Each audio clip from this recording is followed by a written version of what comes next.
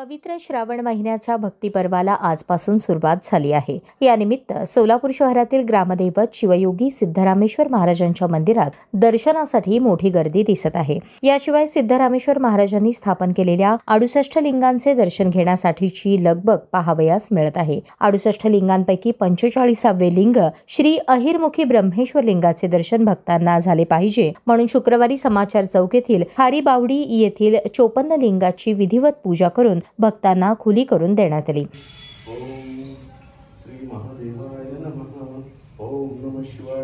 ओम नमः शिवाय। ओम नमः शिवाय। श्री सिद्धेश्वर महाराज की जय। यावेळी जगदीश पाटील, दास शेळके, अमित पाटील, गोपाल सोमाणी, अनुप खंडेलवाल, श्रीविद्या गुत्ती, चेतन प्रचंडे, अभिविराजदार, सुमित पाटील, रमेश चलवादी आदींसह शिवभक्त उपस्थित होते।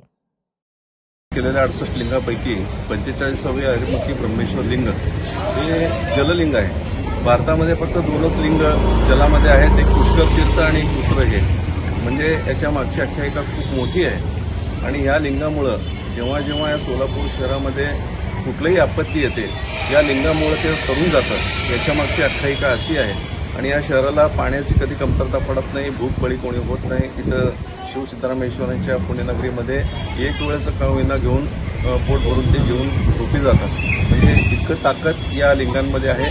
आणि अहिरमुखी ब्रह्मेश्वर लिंग हे गेल्या 30-40 वर्षापासून बंद अवस्थेमध्ये होतं। या ठिकाणी खूप मोठं आंदोलन या शहरामध्ये झालं।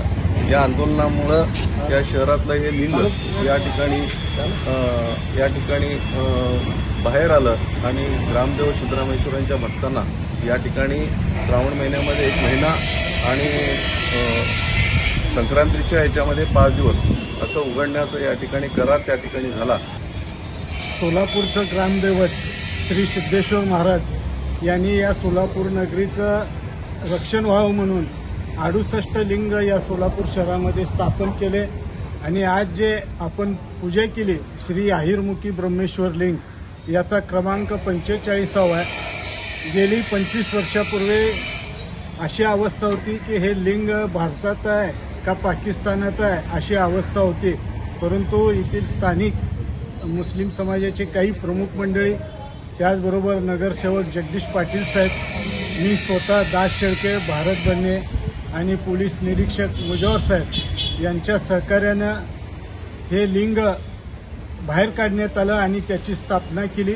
आणि प्रतिवर्षाप्रमाणे श्रावण महिना सुरू झाला आहे, त्यानिमित्त आज पूजा केली आणि संक्रांतीच्या वेळेससुद्धा अशीच पूजा आमच्या भक्तगणांच्याकडनं जगदीश पाटील यांच्या नेतृत्वाखाली केली जाते।